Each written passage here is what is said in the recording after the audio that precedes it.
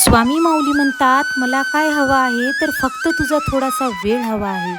मी असं म्हणत नाही की येऊन माझ्या मंदिरात बस, तिथे नाक घात, जास्ती वेळ पोथी वाचत बस. मी असं म्हणत नाही की उगाच झेपत नसेल तरी उपास तापास कर.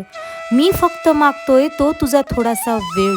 तुझा थोडासा वेळ कसा देशील तर अगदी सोपा आहे. प्रभात समयी झोपेतून उठलास की तुला दिलेले जे 2 हात आहेत त्या 2 हातांमध्ये तुझ्या भगवंताला डोळे भरून बघ. तो हात तुझ्या डोक्यावरून फिरव. त्या क्षणाला तुला तुझ्या दिवसासाठी आशीर्वाद मी देणार. जमिनीवर पाय ठेवलेस तेव्हा जमिनीला एक क्षणभर का होईना पण पाया पड.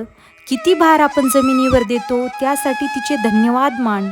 आता सर्व काही स्वतःची कामं आटपली की माझ्यासमोर तुझ्या बुद्धीतून उत्तम विचार दिवसभर येऊ दे असं माग आणि तुझ्या दिवसाच्या कामाला तू सुरुवात कर.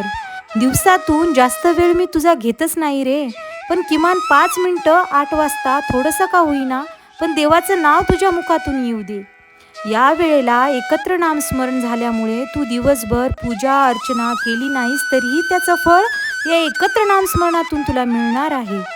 जे काही तू आज खाशील मी म्हणत नाही रे की माझ्यासमोर येऊन त्याचा नैवेद्य ठेवच, पण जे काही सात्विक ग्रहण करणार तेव्हा त्या माऊलीने जे बनवलं, ज्या शेतकऱ्यांनी ते धान्य पिकवलं, ज्यांनी ते तुझ्यापर्यंत आणून दिलं, त्यांचे मनापासून आभार मान. म्हणजेच ते अन्न प्रसाद म्हणून सहज पचेल. बघ, अशा प्रकारे तू काढलेली माझी आठवण मी पूजा समजून फलित करेन. अशक्य ही शक्य करतील स्वामी. श्री स्वामी समर्थ. जय जय स्वामी समर्थ. विजयी भव.